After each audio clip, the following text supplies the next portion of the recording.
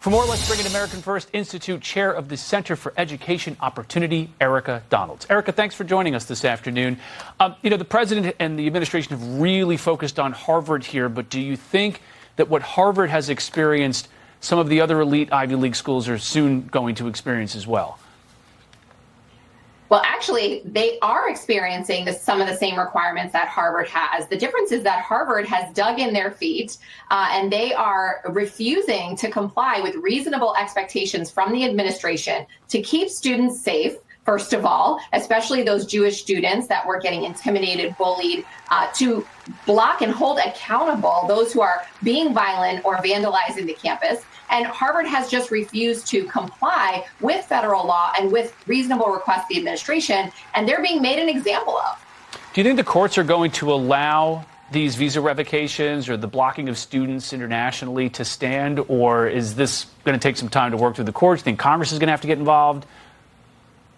Ultimately, I do think that the administration will be given and showcase the right to block student visas. As Secretary Marco Rubio has said, it is the purview of the Secretary of State to say which students will have the privilege of studying in the United States of America. Why do we fund these colleges and universities with federal dollars? Why do we allow foreign students to study in our institutions? To advance American interests.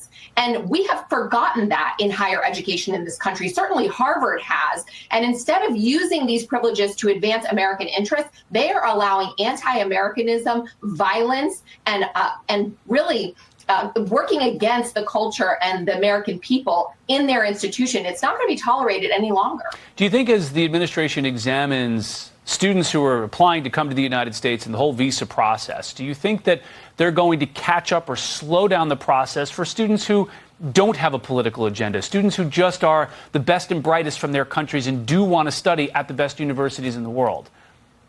I think those individuals will come through the process. As we saw with DOJ, our processes, and I'm sure including student visas and the process of giving those out, are so antiquated and inefficient that there are ways to expand what they are looking at, including social media, while still making those processes more efficient for those best and brightest from around the world that we want to welcome in to America to study here and to continue to advance our innovative interests and competitiveness around the world. And very quickly, at MIT's graduation the other day, Jewish students walked out because of a pro-Palestinian remarks given by the president of the student body there.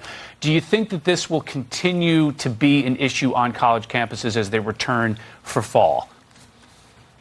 Well, if the response is like MIT to this act of aggression against Jewish students who were at that ceremony to celebrate their accomplishments, they did block this individual from participating in the remaining commencement exercises. They actually recently announced also they're getting rid of their DEI programs there at MIT.